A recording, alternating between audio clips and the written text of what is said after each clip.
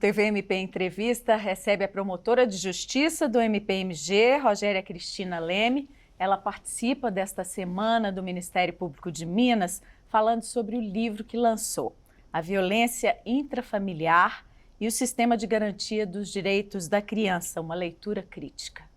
Muito bem-vinda, obrigada por nos dar essa entrevista. Eu que agradeço a oportunidade, uma honra estar aqui. A Semana do MP neste ano, doutora, debate o MPMG rumo aos 40 anos da Constituição Federal, que estabeleceu o sistema de garantia dos direitos da criança, né? O seu livro faz uma análise desse sistema. Então eu pergunto, em que contexto que ele foi criado e de que forma ele foi implantado? O livro nasce, primeiramente, da minha experiência prática, né? De uma escuta às vezes muito próxima, muito íntima da criança vítima de violência intrafamiliar, de violência praticada por sua própria família, né? E da lida cotidiana com os conselhos tutelares e com os demais órgãos e instituições que integram o chamado Sistema de Garantia dos Direitos da Criança. Pelas comarcas todas pelas quais eu passei, eu fui vivenciando, de um lado, os problemas práticos, operacionais mesmo, da chamada rede de garantias de direitos da criança, que às vezes funciona não muito como uma rede, a rede nos dá essa ideia, né, de conjunto articulado, de fios, né, que se interrelacionam e que caminham de forma organizada, sistêmica, e às vezes a chamada rede de garantia de direitos da criança, mais parece um conjunto de peças que não necessariamente dialogam de forma sinérgica. E pelas comarcas pelas quais eu passei, eu vivenciei um pouco dessas dificuldades de integração operacional da rede de garantias de direitos da criança, ou do sistema de garantias dos direitos da criança, para que ele funcione a contento, né, para efetivamente proteger a criança em situação de risco. Então, o livro nasce disso, dessa experiência prática na lida com o sistema, mais especificamente com os conselhos tutelares e com os conselhos de direitos da criança e do adolescente, e também, noutra ponta, nasce também da escuta do sofrimento da criança, né? E de uma percepção de que o sistema, e aí eu estou incluindo nele o Ministério Público e o Judiciário, às vezes percebe mal, escuta mal o sofrimento infantil, às vezes dá mais vozes aos profissionais, aos técnicos, e pouca ênfase, pouco protagonismo à criança e à escuta mesmo da sua dor, do seu sofrimento. Mas hoje já se trabalha uma escuta especializada, né? Exatamente para lidar com crianças. Exato, exato. A pesquisa nasceu primeiro da minha dissertação de mestrado pela PUC Campinas. Essa é uma ressalva importante que eu queria fazer. A área de concentração do mestrado que eu fiz era Direitos Humanos e Políticas Públicas, um tema muito amplo que abrange várias dimensões, né, da cidadania. Mas eu trouxe a infância para a dissertação e para o objeto mesmo da minha reflexão, porque eu acho importante que a gente traga a nossa experiência prática para dentro da academia, né? Para que a teoria possa iluminá-la, mas, noutra ponta, que a experiência prática também possa oxigenar e iluminar o debate teórico. Acho importante também que o Ministério Público traga as suas perspectivas, nascidas também da prática, né? Dessa lida cotidiana com a construção de uma cidadania efetiva no Brasil, que o Ministério Público traga esse seu aporte prático, especialmente nesse enraizamento tão legal que a gente tem com a comunidade, com as comunidades atingidas, que esse conjunto de reflexões, vamos chamar que esse background, né, dos promotores de justiça, seja valorizado pelo saber acadêmico, pelo ambiente acadêmico, né? E a senhora falou dos 40 anos, é importante também tocar nesse assunto, porque a minha intenção, eu tenho formação em história também, né? Além do direito, fui professora de história por algum tempo. Então, a minha intenção foi também revisitar, primeiro, esse ambiente histórico imediatamente anterior à Constituição de 88. E foi muito interessante descobrir que o artigo 227 da Constituição Federal, que é nuclear, se a gente for eleger de todo o ordenamento jurídico brasileiro uma única disposição de lei, um único artigo de lei, que contém em si mesmo toda a base legal e até mesmo principiológica que fundamenta as políticas de proteção à infância no Brasil, o reconhecimento da infância como prioridade, o reconhecimento dos direitos da criança, os titulares dos deveres ou do dever de proteger a criança, as responsabilidades de cada um desses titulares, está tudo lá no 227. O 227 Mas ainda é utópico só ou já se materializou? 227 eu chamaria assim de regra nuclear, eu chamo de regra princípio, né? Regra nuclear do sistema legal, do marco normativo em vigor no Brasil do direito da infância, ou dos direitos da infância, né?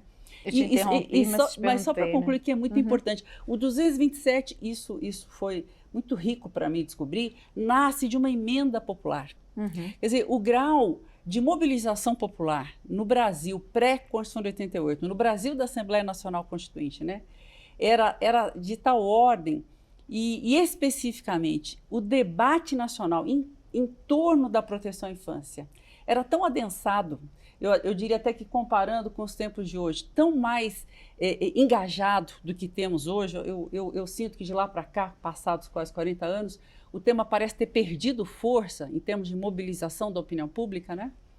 Que conseguiu-se milhares de assinaturas propondo que a Constituição Federal legislasse, regulasse os direitos da infância num artigo ou num conjunto de artigos, na verdade o 226 e o 227, de forma específica. E a emenda popular foi integralmente aceita. Então, aquilo que nós lemos hoje, no 226, mas sobretudo no 227, é resultado de uma emenda elaborada pela sociedade civil. O movimento intitulava-se Criança, prioridade absoluta. Então, olha que interessante, a ideia acolhida pelo Constituinte nasce da sociedade. E você me perguntou se ainda permanece como um horizonte utópico, né? Ou se ela se dá na prática.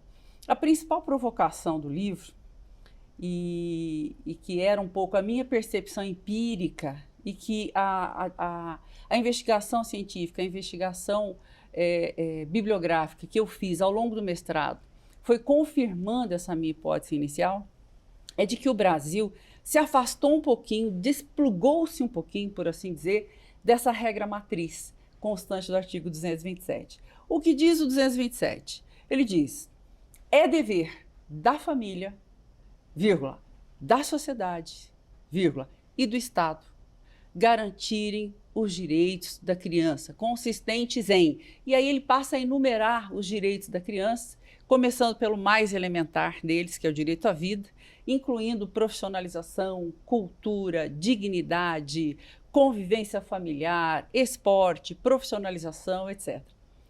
E o que me chama a atenção na redação do 227? O Constituinte, acolhendo a emenda popular, estabeleceu que é dever, e vejam, dever, e aí enumera, da família, da sociedade e do Estado, garantirem os direitos da criança. Nessa ordem, começando pela família, depois a sociedade, depois o Estado.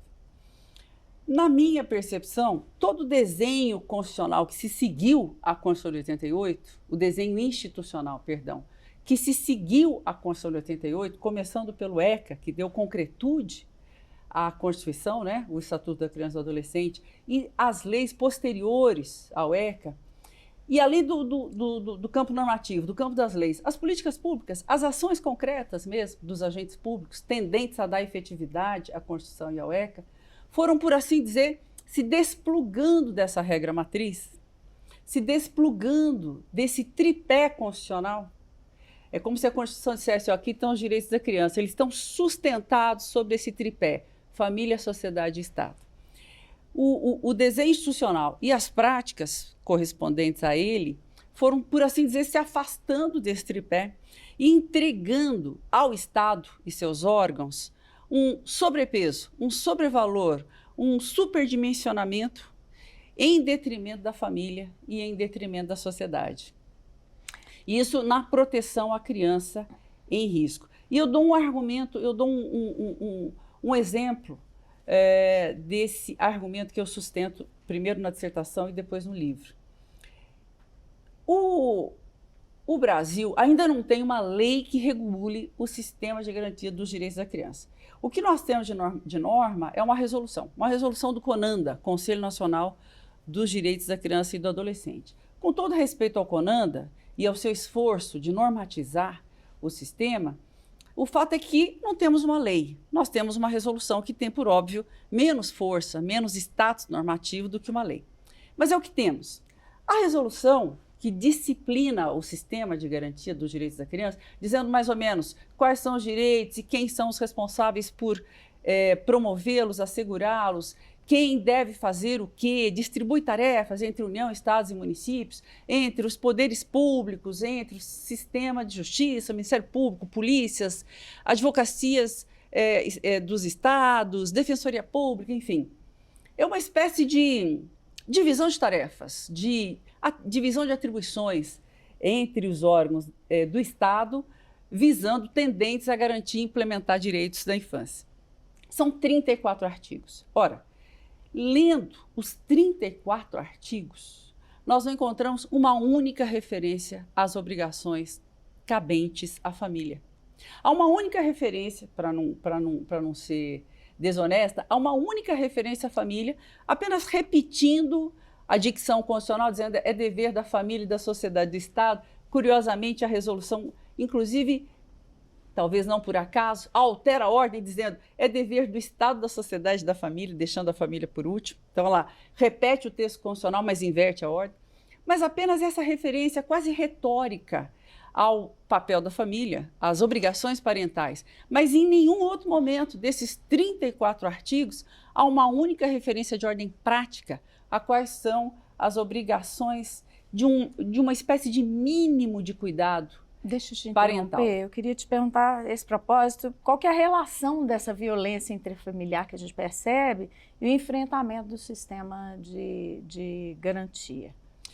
O sistema de garantia de direitos, como eu estava dizendo, ele tem que articular pessoas, órgãos e fundamentar sua atuação sobre a normativa vigente. Ora, a Constituição Federal diz, quem é que deve implementar e garantir direitos à infância no Brasil? Família, sociedade e Estado, nessa ordem. O sistema de garantia de direitos teria, portanto, que articular essas três dimensões: Estado, instituições estatais, órgãos, agentes públicos, sociedade, através, sobretudo, de dois instrumentos importantíssimos criados pelo ECA, que são os conselhos de direitos e os conselhos tutelares, que são, por assim dizer, espaços de participação popular, de poder popular nas políticas promotoras dos direitos da infância e famílias. Ora, sem a soma, sem a sinergia, sem a articulação desses três entes, não há proteção eficaz à infância. E o Ministério Público deve atuar de que forma para garantir isso? O Ministério Público tem que, primeiro, conseguir entender que não tem política pública, se eu fosse traduzir de outro modo, não tem política pública que substitua a infância. Desculpa, que substitua a família. Nenhuma política pública, por mais eficaz que ela seja, por mais bem executada, planejada que ela seja, ela substituirá a infância. É claro que nós não estamos negando aqui as responsabilidades do Estado.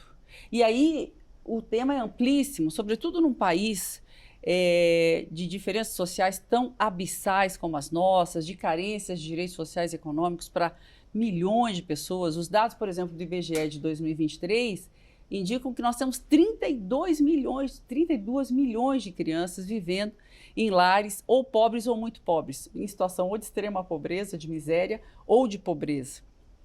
Carências de toda ordem, que vão de saneamento básico à segurança alimentar.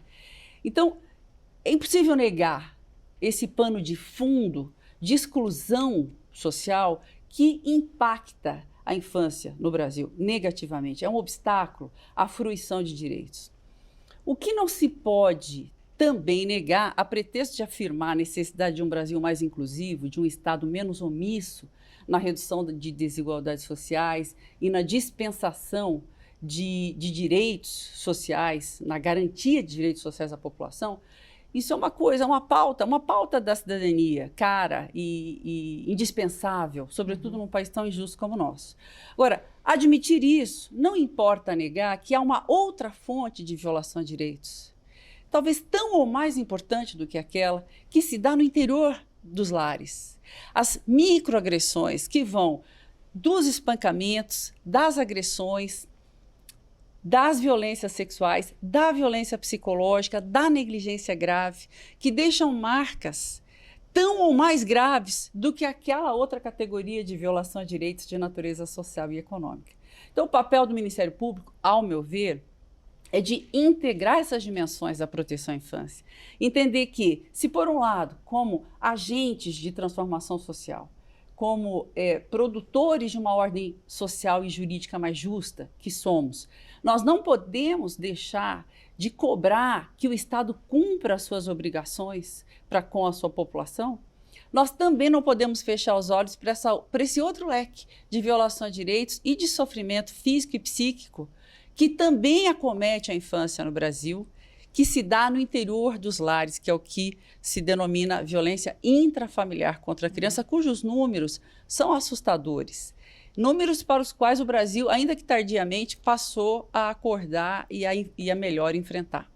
Bom, vou ter que interromper para a gente encerrar a entrevista, mostrando aqui o livro, como é que ele pode ser adquirido? Ele está disponível pela Amazon, outras ferramentas também de compra eletrônica, e nas principais livrarias do país também. Ele está editado pela Lumen Iuris, mas distribuído nas principais cidades do país também. Doutora, muito obrigada pela entrevista. Eu que agradeço a oportunidade. Uma alegria falar contigo. Para você, continue ligado na TV MP, as próximas entrevistas da Semana do MP. Até breve.